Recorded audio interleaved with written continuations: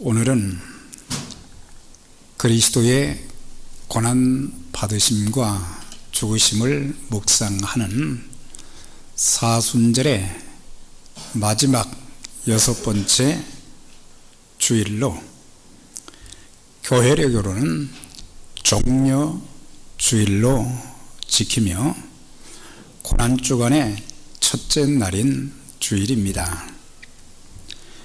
예수님께서 하늘 보좌를 버리시고 이 땅에 사람의 모습을 입으시고 종의 모습으로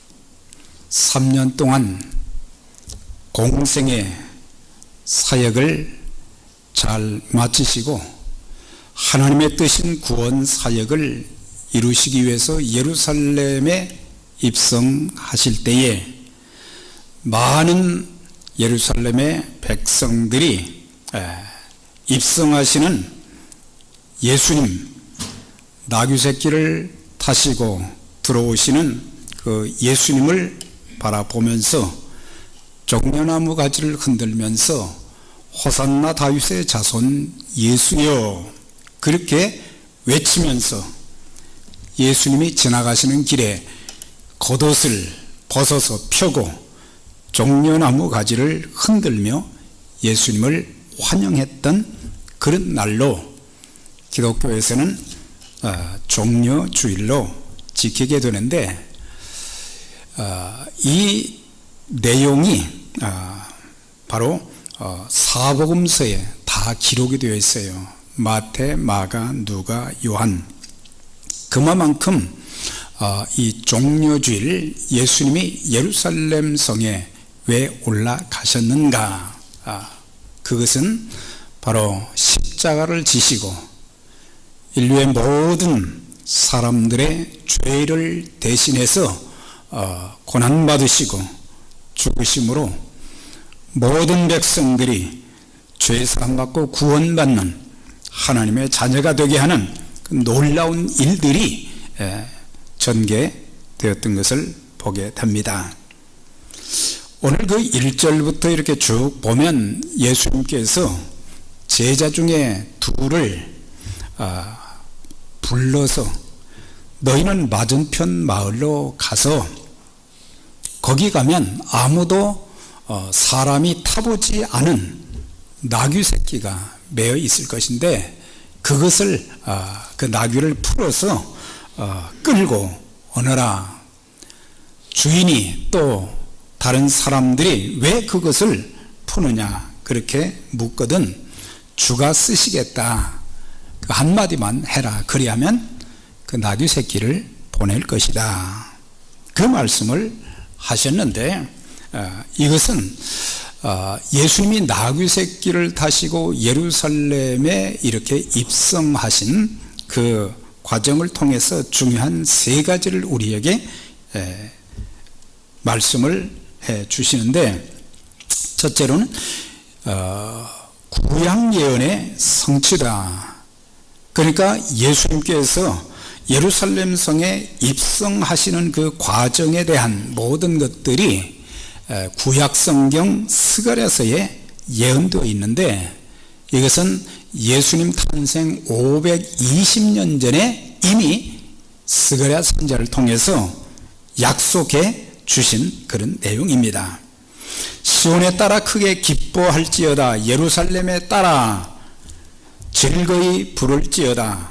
보라 내 왕이 내게 임하나니 그는 공의로우며 구원을 베풀며 겸손하여서 나귀를 타나니 나귀의 작은 것 곧 나귀 새끼라.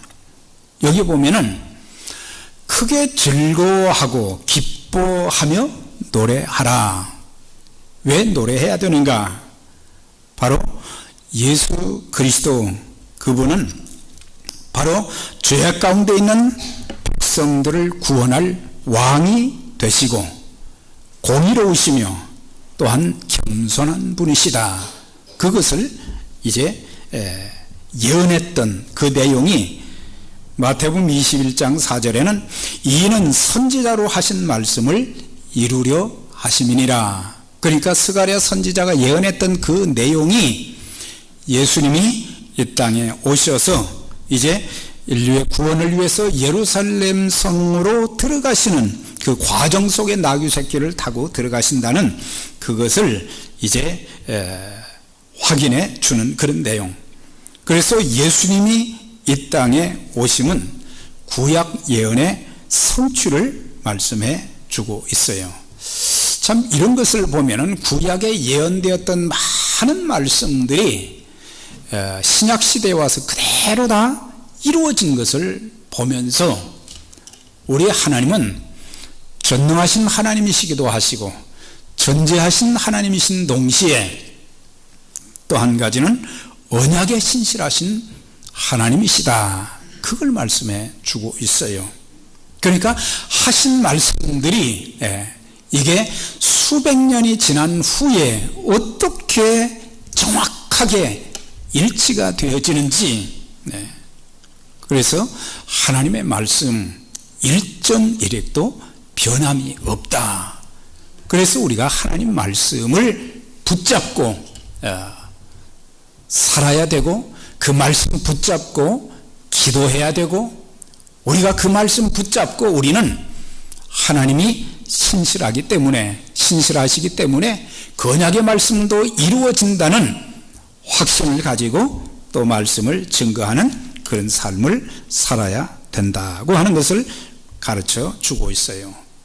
그래서 구약의 모든 선지자들을 다 열거할 수 없지만 그들은 그리스도께서 이 땅에 오신다는 초림의 약속의 말씀을 참 많이 전했어요.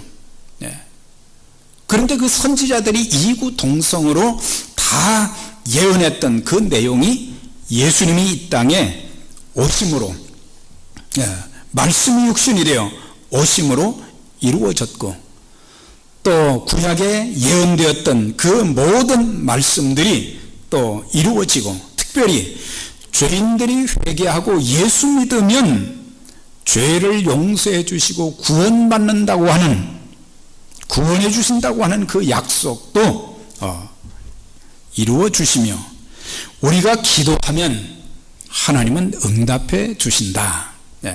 그래서 오늘 여기에도 보면은 예레미야 33장 3절의 말씀, 여기 보면은 어떤 말씀이 있어요?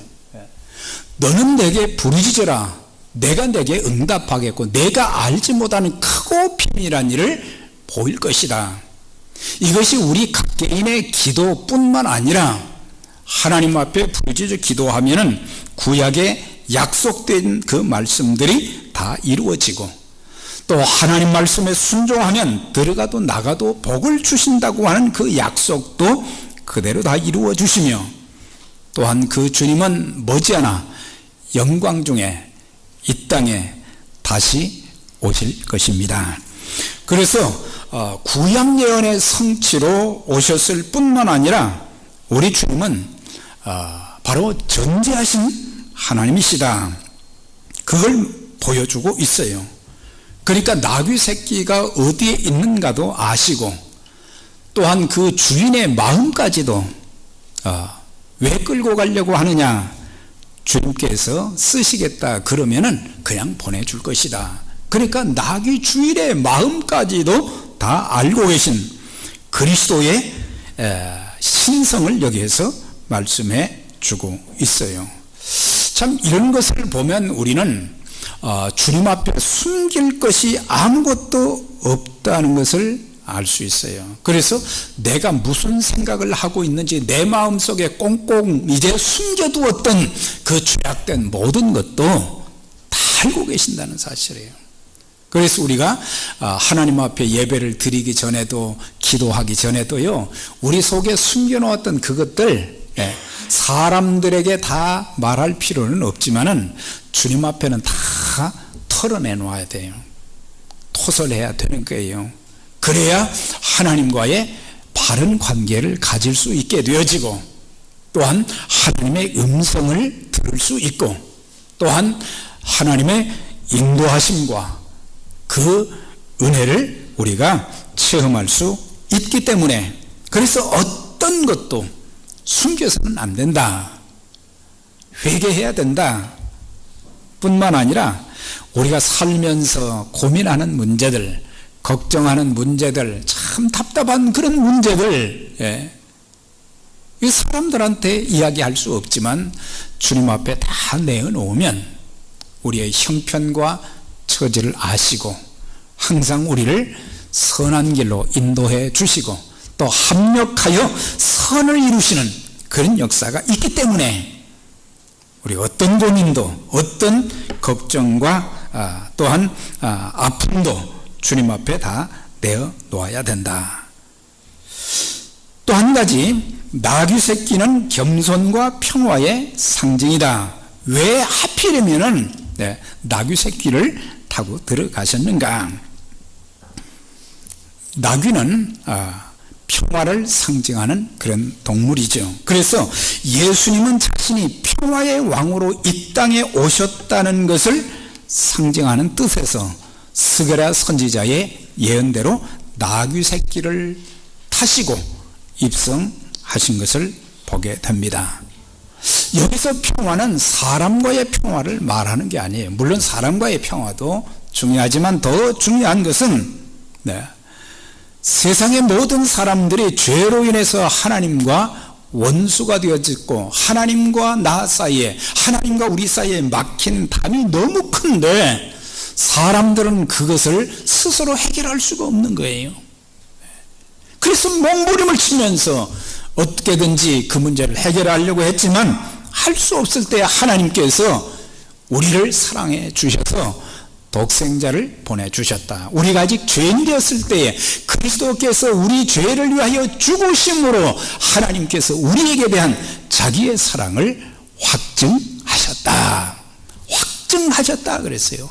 말로만 하나님이 세상을 이처럼 사랑하사 그게 아니고 자기의 사랑하는 독생자를 우리의 죄를 대신해서 십자가를 지시는 화목제물로 보내주신 것이 하나님의 사랑의 극치라는 것을 가르쳐주고 있어요. 내가 무엇인데? 사실 우리는 하나님 앞에 사랑받을 만한 일을 별로 한 적도 없어요. 하나님 마음 많이 아프게 하고 하나님의 뜻을 거스리고 내 마음대로 내 생각대로 산 적이 너무 많잖아요. 우리에게 보여줘야 될 것은 허물과 죄밖에 없다 말이죠. 그런 우리를 그리스도께서 죽으심으로 우리를 살려주셨다. 하나님이 우리를 통하여 권면하시는 것 같이 그리스도를 대신하여 간청하노니 너희는 하나님과 화목하라. 바울이 고린도 교회 성도들에게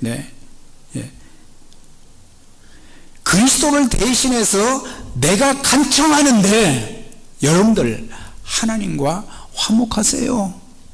그런 권면을 하는 거예요. 또 5장 18절에는 그가 그리스도로 말미암아 우리를 자기와 화목하게 하시며 화목하게 하시는 말씀을 우리에게 부탁하셨다 그랬어요. 그러니까 첫 번째 뭐예요? 하나님과 나와 진정한 화목이 이루어졌는가? 내 죄를 회개하고 하나님과 나 사이에 막힌 담이 없는가? 담이 없는가? 또한 사람들과도 화목한가? 사람들끼리도 이렇게 보면은 주님께서 제자들을 불러 모으시고 식사도 같이 하시고 주의 만찬도 하시고 또한 제자들의 발도 씻겨 주신 후에 말씀하신 것이 있었어요. 이제 주님이 십자가를 지시고 고난받으시고 죽으시게 될 것인데 그들에게 유언적으로 남긴 것이 뭡니까? 요한복음 13장 34절 35절에 보면 너희는 서로 사랑하라 그랬어요. 내가 너희를 사랑하같이 너희도 서로 사랑하라.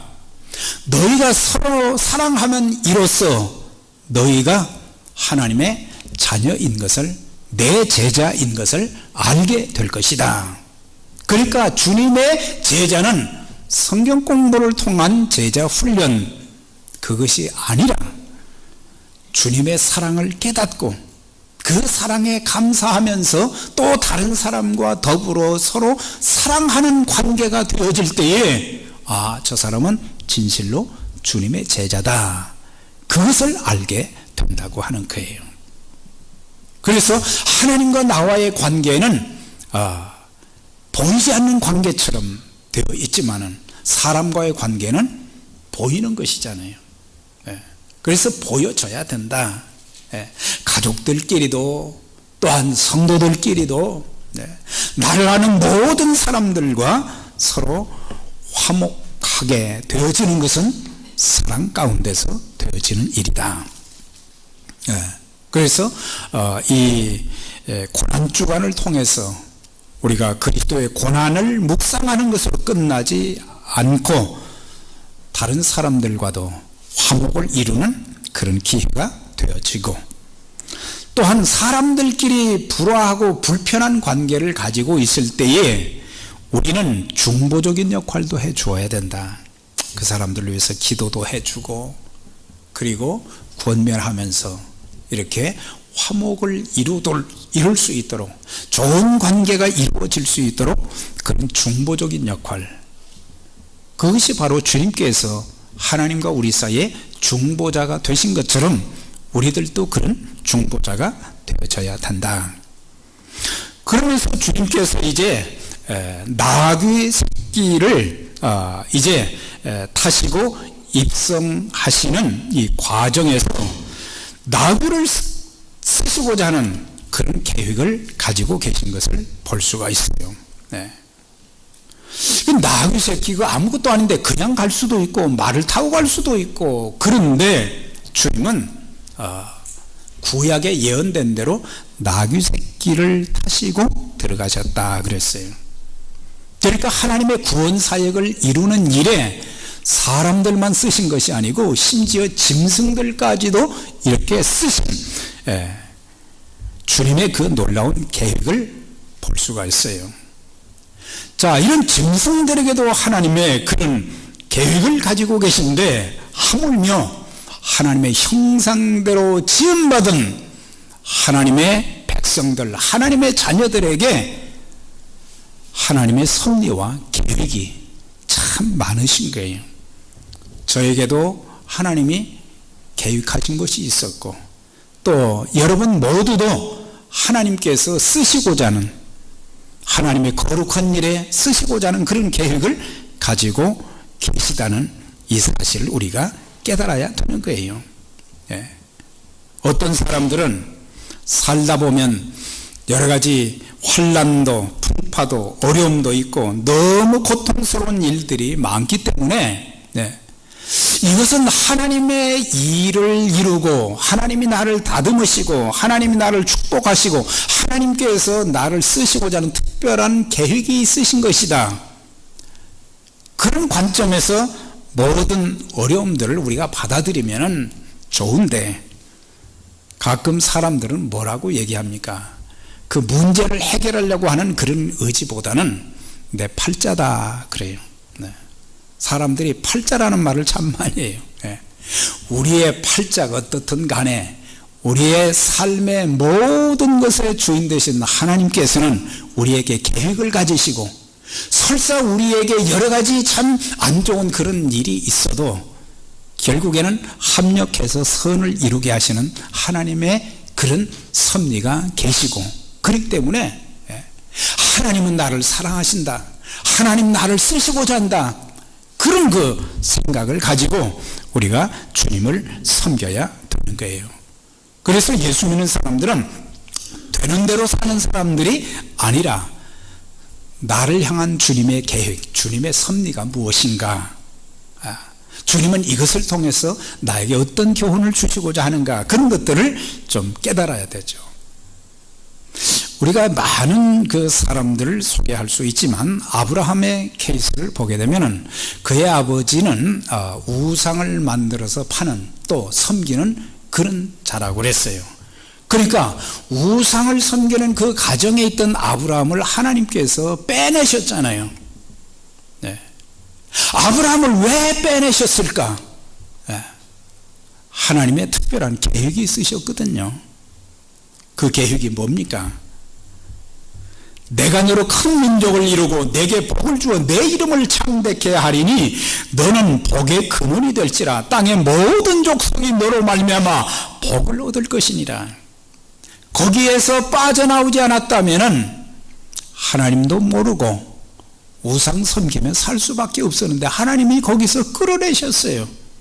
왜?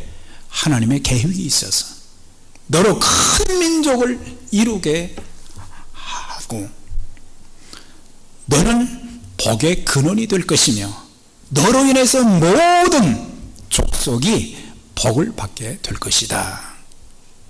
참 그 내용을 보면은 하나님께서 우리를 구원시키신 것도 바로 그와 같은 맥락에서 이해할 수 있는 거예요. 나 같은 사람을 왜 선택해 주셨는가? 왜 나 같은 사람을 구원시켜 주셨는가? 하나님의 계획이 있음을 알고 그것을 깨닫고 우리가 주의 일에 쓰임받는 그런 삶이 되어져야 될 것입니다. 그런데 이제 두 제자가 주님 말씀대로 나귀 새끼를 끌고 오려고 하니까 이제 주인이 와가지고 말합니다. 왜 끌고 가려고 하느냐? 이건 내 건데. 그랬더니 두 제자가 주께서 쓰시겠다고 하니까 이 주인이 말이죠. 두 말 없이 자기 재산 아닙니까? 그런데 그것을 두 말 없이 내주는 그런 것을 볼 수가 있어요. 그리스도인들이 배워야 될 중요한 레슨이 여기에 있습니다. 우리가 알아야 될 것은 세상의 모든 것은 하나님 것이지 내 것이 없다라고 하는 거예요. 우리는 내 것 하지만 사실은 하나님께서 우리에게 위임해 준 거예요. 그렇기 때문에 우리는 소유주가 아니라 청지기들이다. 맡겨주었다는 그런 의미입니다. 그렇기 때문에 우리 주님께서 쓰시고자 우리에게 요구하실 때에 우리는 무엇이든지 내놓을 수 있어야 되는 거예요. 시간을 좀 내라고 하면 우리는 시간도 내야 됩니다. 지식과 은사를 내놓으라고 하면 또 그것도 내놓아야 돼요. 또한 재능과 물질도 주님의 것이단 말이죠. 내가 하나님 앞에 하나님의 거룩한 일을 위해서 쓰임받을 수 있다는 것이 엄청난 축복이잖아요. 우리는 귀찮게 생각할 때가 많아요. 주의 일은 절대 귀찮은 것이 아닙니다. 절대 귀찮은 것이 아니에요. 하나님이 내 목숨을 거두어 가시면 그때는 이거는 아무 쓸데도 없는 거예요. 한 줌의 흙이 되어버리는 거죠. 우리가 살아있는 동안, 하나님이 건강 주신 동안, 하나님께서 은혜 주신 동안, 하나님이 원하실 때마다 제 몸도 또 시간도 물질도 은사도 주님이 원하신다고 하면 제가 드려서 주의 일을 힘쓰겠습니다. 그런 고백과 더불어 내놓아야 돼요. 우리는 나는 못 내놓겠습니다. 그래도 주님은 필요하시면 다 가져가셔요. 다 가져가시는 거예요. 그래서 내 것이라고 하지 말고 나는 청직이다. 하나님께서 나에게 사는 동안 위임해 준 것이다. 그걸 알고 항상 여기 있습니다. 벳세다 광야에서 5,000명 이상의 사람들이 모여 있을 때에 어린아이 하나가 보리떡 5개와 물고기 2마리를 가지고 와서 안드레를 통해서 내놓았잖아요. 이것이 무슨 이 사람들한테 어린아이 혼자 먹으면 될 것인데 이것이 뭐 대단한 것이 될 수 있습니까? 그런데 주님이 축사하셔서 그걸 떼어 주실 때에 5,000명이 먹고도 12광주리가 남았다. 그걸 보면 작은 것이지만 주님 손에 올려드리면 큰 역사가 일어나게 된다는 것을 가르쳐 주고 있어요. 그래서 아이고 이거 가지고 뭐가 됩니까? 차라리 안 내놓는 것이 낫지. 아니에요.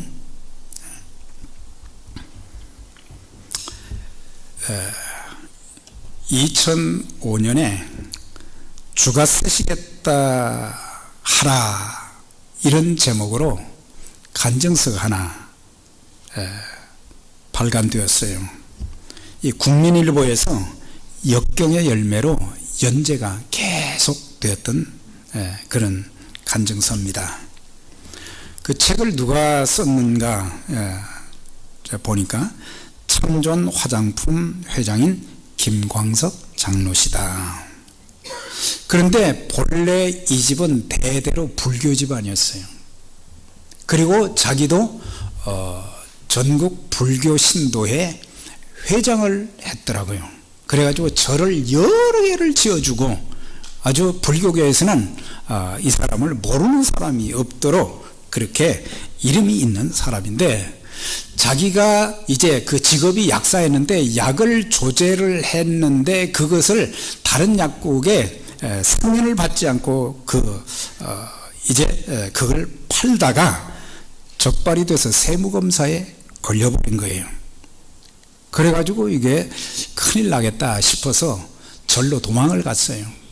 절에 도망가가지고 이렇게 좀 지내는 동안 늘 이렇게 마음이 편하지 않고, 그래서 참 하루하루를 참 힘들게 지나는데 어느 날 자기 마음 속에 어떤 큰 힘이 자기를 끌고 간다는 그런 생각을 하게 된 거예요. 대대로 불교 집안인데 내가 교회를 좀 나가봐야 되겠다, 그런 생각이 들더라는 거예요. 그래서 절에서 나와가지고 자수를 하고 그 다음에 이제 감옥 생활을 얼마 정도 하고 그렇게 나와가지고 그 다음에 교회를 갔다는 거예요. 교회 가서 얼마나 어색한데 교회 가서 예배를 드리고 그러는데 자기 마음이 그렇게 평안하고 눈에서 눈물이 핑 돌고, 그러면서 거기에서 예배를 통해서 하나님의 사랑과 구원의 은총을 체험하고 예수님을 구세주와 주님으로 영접을 하게 되었어요. 그때부터 신앙생활이 달라지기 시작하면서 새벽기도, 그분이 이렇게 간증서에 말한 것을 보면 새벽기도를 빠지지 아니하고, 둘째는 하나님 말씀을 공부하고, 셋째는 11조를 하고, 그러면서 신앙생활을 하면서 하나님께서 많은 복을 주셨어요, 이 사람이. 그런데 그가 기도하던 중에 하나님께서 지혜를 주셔서, 그냥 약사로 끝날 줄 알았는데 지혜를 주셔서 참존 화장품을 개발하게 되었다. 그런데 이것을 특허를 받아가지고 막 출시를 해서 파는데요, 날개도 친 듯이 그렇게 팔리더라는 거예요. 그래서 그때부터 엄청난 돈을 벌게 되어서 연변과학기술대학교, 또 건축하는데도, 또 미국의 훌러신학교를 건축하는데도, 또 어려운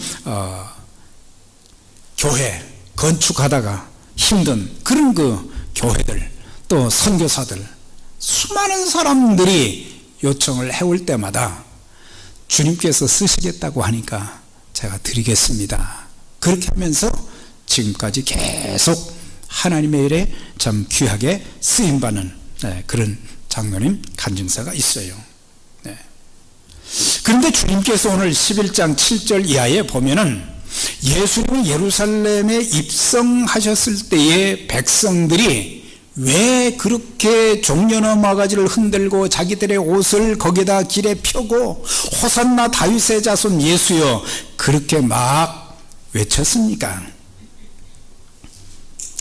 사실 예수님이 오셨을 그 당시는 이스라엘은 로마의 압제하에 많은 고통을 받고 있었어요. 그래서 그들은 예수님이 그들의 왕이 되셔서 우리를 로마의 압제에서 구원해 줄 것이라 믿었기 때문에 정치적인 메시아로 그들이 이제 예수님이 이 땅에 오신 것을 알고는 그렇게 환영을 한 거예요. 그건 오해지요. 잘못된 거지요. 사실 주님은 죄와 사망에서 허덕이는 죄인들의 구원을 위해서 이 땅에 오신 것입니다. 우리가 알아야 될 것이 있어요. 우리의 삶의 육신적인 것도 중요하지만 육신과 육신적인 삶은 유한합니다. 잠깐이에요. 그러나 영적인 것은 영원한 것입니다. 우리가 이 땅에 사는 동안 육신적인 것보다 영적인 것, 유한한 것보다 영원한 것을 구하고 찾는 그런 기대를 가지고 우리가 살아가야 되는데, 그들은 호산나 다윗의 자손 예수여, 가장 높은 곳에서 호산나 하더라. 호산나의 그런 뜻은 대부분이 알지만은 여호와여 구원하소서. 이 구원은 영적인 구원이 아닌 바로 정치적인 그런 구원을 말하는 거죠. 그런데 이것이 영적인 구원, 그리스도를 통한 죄 가운데서 구원해 주시는 그런 내용인 것을 예레미야 선지자는 이렇게 예언을 했어요. 나 여호와가 말하노라, 보라 때가 이르리니 내가 다윗에게 한 의로운 가지를 일으킬 것이라. 이건 직접 다윗에게 의로운 가지라는 말이 아니죠. 다윗의 후손인 그리스도를 통해서, 여기 보면은 그가 왕이 되어 지혜롭게 행사하며 세상에서 공평과 정의를 행할 것이다. 예레미야가 예언했던 그때 당시는 남왕국 유다의 멸망의 시기예요. 그러니까 바벨론으로부터 세 차례 공격을 받았는데, 그때 당시 왕 중에 한 사람이 시드기야라는 왕인데, 이 사람은 왕으로서, 유다 왕으로서 바벨론에 끌려가서요, 두 눈을 빼버렸어요. 그리고 쇠사슬에 묶어서 끌고 갔다 그랬어요. 그러니까 나라가 거의 다 망했을 때예요. 그러니까 그 백성들은 정치적인 메시아를 통해서 해방되기를 그렇게 원했을 거 아니에요. 그러나 예언적인 측면에서 보면 다윗 혈통의 이상적인 왕 메시아가 와서 죄와 저주와 죽음으로부터 해방시키시며 공평과 정의, 심판을 행하실 왕이신 그리스도를 말씀하고 있는 것입니다. 오늘 우리는 하나님 앞에 기도할 때에도, 하나님, 죄악의 포로 가운데서 내가 고통을 겪고 있는데 이 죄악의 포로에서 해방시켜 주시옵소서. 환경의 포로에서, 사람의 포로에서, 물질의 포로에서, 질병의 포로에서, 잘못된 습관의 포로에서 나를 건져주세요. 기도할 때 주님의 놀라운 역사를 체험하게 될 것입니다. 자, 그러면서 우리가 이제 초림으로 오신 그 주님을 이제 찬양하고 노래도 해야 되지만, 이제 더 중요한 것은 다시 오실 재림의 주님을 고대하면서 우리가 환영할 수 있는 그런 준비를 해야 됩니다. 우리의 죄를 위한 희생제물이 되시어 십자가에 못 박혀 죽으셨지만은 주님은 죽은 자 가운데서 다시 살아나셨고 승천하셨고 머지않아 천군 천사와 더불어 이 땅에 다시 오실 것이기 때문에, 그래서 무덤에 있는 자들이 먼저 일어나고 살아있는 우리들도 호련히 변화되어서 영광 중에 주님을 만나게 되어지는, 그리고 주님과 더불어 영원히 있게 되는 그런 축복이 있게 될 것인데, 그날 주님 이 땅에 오실 때 부끄럽지 않도록 하나님이 나에게 허락해 주신 그 사랑과 은총과 축복을 기억하면서, 하나님, 제가 부족했지만 이렇게 참 주님을 섬기고 교회를 섬기고 영혼들을 섬기고 주의 나라 확장을 위해서 이렇게 일했습니다. 그렇게 말할 수 있어야 된다는 거죠. 우리가 유구무원 말을 할 수 없다고 하면 얼마나 부끄러운 일이겠어요. 그날 할 말이 있어야 되는 거예요. 사도 요한은 주님의 음성을 듣고 계시록 22장 20절에 이렇게 기록했어요. 내가 진실로 속히 오리라 하시거늘. 주의 음성을 들었어요. 그때 그는 뭐라고 이야기했어요? 아멘 주 예수여 어서 오시옵소서. 언제든지 오시옵소서. 네. 오늘 밤에 와도 괜찮고 내일 오셔도 괜찮고 네. 언제 어느 때 와도 저는 주님을 기쁨으로 환영하겠습니다. 그런 신앙을 가지면 우리의 신앙생활, 우리의 교회생활, 우리의 삶이 달라지지 않겠어요? 주님 다시 오실 것을 확실히 믿으십니까? 그렇다면 이제는 좀 달라져야 되고 그리고 쓰임받아야 되고 그날 착하고 충성된 종이라 칭찬받고 인정받는 그런 자들이 되어야 되지 않겠느냐. 우리 모두 참 그날을 고대하면서 하나님이 주신 생명의 기간 동안 주님을 고대하면서 또 주의 복음을 전하고 하나님 나라 확장에 귀하게 쓰임받는 저와 여러분들이 다 되시기를 주의 이름으로 축원합니다. 하나님 아버지 감사합니다.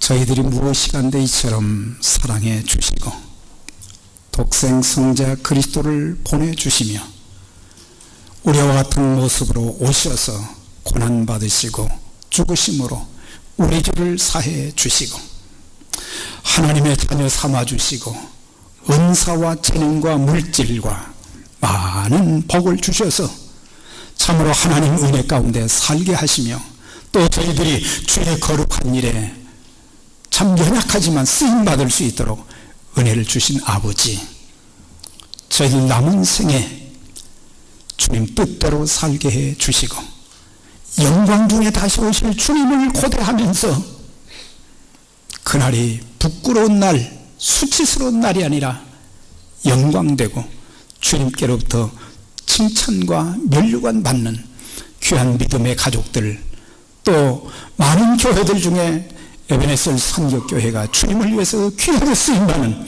놀라운 은총을 하나님 허락해 주옵소서.